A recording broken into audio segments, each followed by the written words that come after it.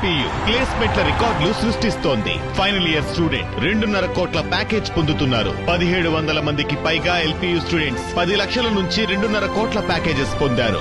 విద్యా విప్లవం ప్రారంభమైంది లవ్లీ ప్రొఫెషనల్ యూనివర్సిటీలో. అంటరానితనం నశించాలి అని రాజ్యాంగంలో ఎప్పుడో రాసుకున్నాం, కానీ ఇప్పటికీ అలాంటి పరిస్థితులు కనిపించడం లేదా అనే ప్రశ్న మనకి కనిపిస్తోంది. మనుషుల మనస్తత్వాల్లో మార్పు ఎప్పటికి వస్తుంది అనేది మరొక ప్రశ్న. ఈ ఘటనకి సంబంధించి పూర్తి వివరాలు అందిస్తారు అశోక్ మనతో పాటు జాయిన్ అవుతున్నారు. అశోక్, చెప్పండి, చాలా క్లియర్గా కనిపిస్తోంది ఆమె పసుపు నీళ్లు చల్లుకోవడం బయటకి తీసుకొచ్చి. ఎక్కడున్నాము అనేది ప్రశ్న. పోలీసులు వ్యవహరించాల్సిన రీతిలో వ్యవహరించారా? ఏం జరిగింది అక్కడ?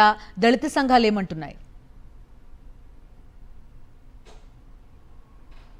మంత్రి లోకేష్ ప్రాతినిధ్యం వహిస్తున్న మంగళగిరి నియోజకవర్గంలో చాలా దారుణమైన సంఘటన చోటు చేసుకుంది. కుప్పరావు కాలనీలో 11వ లైన్లో బీజేపీ టౌన్ అధ్యక్షుడు నాగేశ్వరరావు, ఆయన భార్య ప్రీతి అక్కడ నివాసంలో ఉంటున్నారు. ఎదురుగా రాధా, అలానే వెంకటేశ్వర్లు అనే ఎస్సీ సామాజిక వర్గానికి సంబంధించిన కుటుంబం కూడా ఉంటుంది. అయితే కొన్నాళ్ళ నుంచి ప్రీతి ఎస్సీ సామాజిక వర్గానికి చెందిన వాళ్ళిద్దరు దంపతులు రోడ్డు పైన వెళ్తూ ఉంటే ప్రీతి ఒక జగ్గులో పసుపు నీళ్లు తెచ్చి జల్లుతూ ఉంటుంది.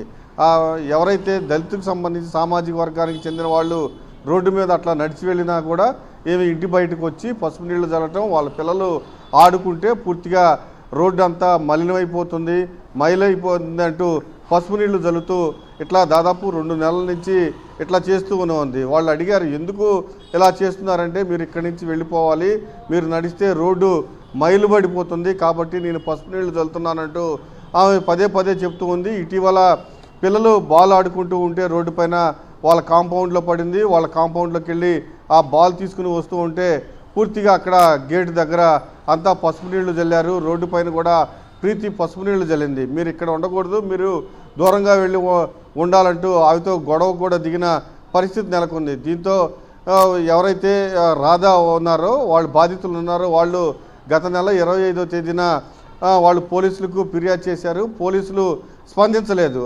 అయితే ఇదే నేపథ్యంలో మేము అధికారంలో ఉన్నాము, మీరు ఎన్ని కేసులు పెట్టుకున్నా పోలీసులు మమ్మల్ని ఏం చేయలేదంటూ ప్రీతి మరొకసారి బాధితులతో గొడవ పెట్టుకున్న సంఘటన జరుగుతుంది. దీంతో పూర్తిగా బాధితులు ఎవరైతే ఉన్నారో వాళ్ళతో పాటు దళిత సంఘాలు కూడా డిఎస్పీ కార్యాలయం దగ్గర ఆందోళన చేశాయి. ఖచ్చితంగా ఎవరైతే పట్టణ బీజేపీ అధ్యక్షుడు ఉన్నారో నాగేశ్వరరావుతో పాటు ప్రీతి పైన కూడా కేసు నమోదు చేసి వెంటనే వాళ్ళని అరెస్ట్ చేయాలని డిమాండ్ చేస్తూ ఉన్నారు. మేము ఎప్పటి నుంచో దాదాపు 25 సంవత్సరాల నుంచి ఈ ప్రాంతంలో ఉన్నాం.